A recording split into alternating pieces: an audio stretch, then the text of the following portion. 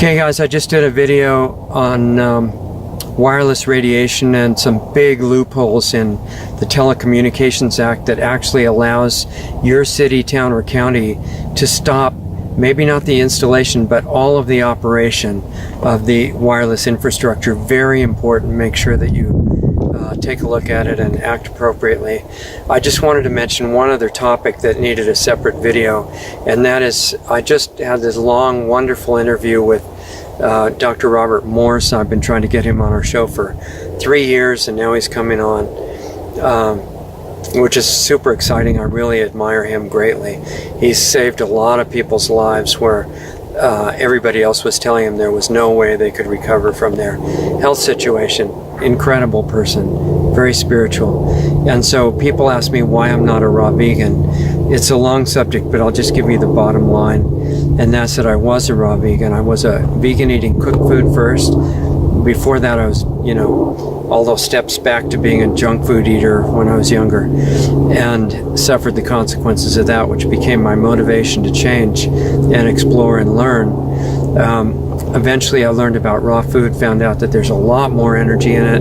I like having high energy all the time and being able to do athletic stuff, and it's great. It's like a necessity for me now. So I wanted to stay raw, but as a raw vegan I was getting really, really skinny and weak and cold.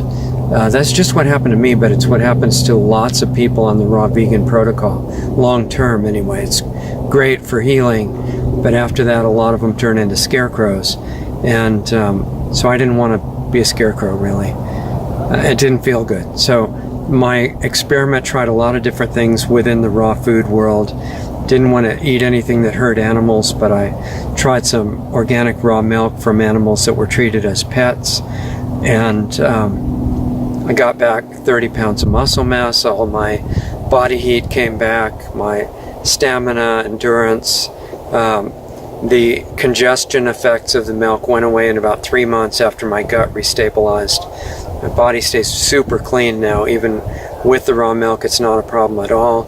It's not my that I want any label. I don't want to be a vegan or a non-vegan or any other label. I just want to know what's true, and I'll be happy to switch to raw vegan again as soon as I know a way to do it and maintain the muscle mass and all the other good qualities that I need for the activities that I do all the time.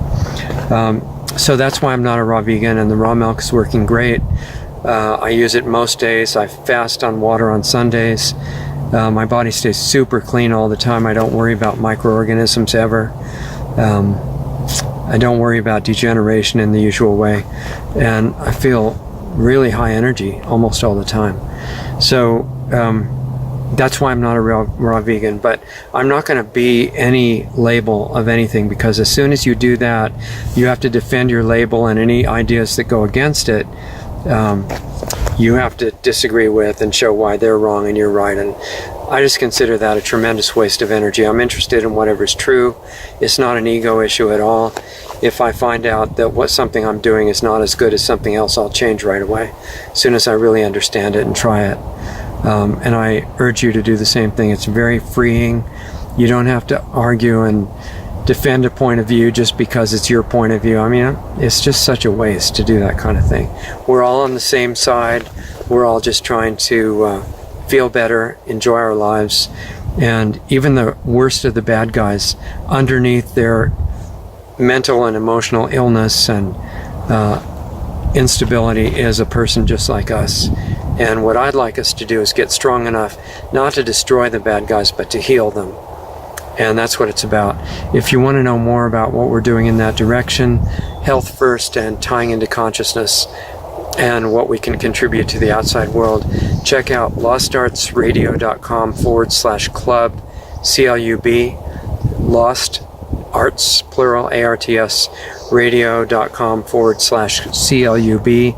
Get signed up if you're interested. We work on individual issues and some really interesting stuff that is a bit more delicate than what we can do on the public radio. So, but still watch the Sunday shows. They're all free for everybody.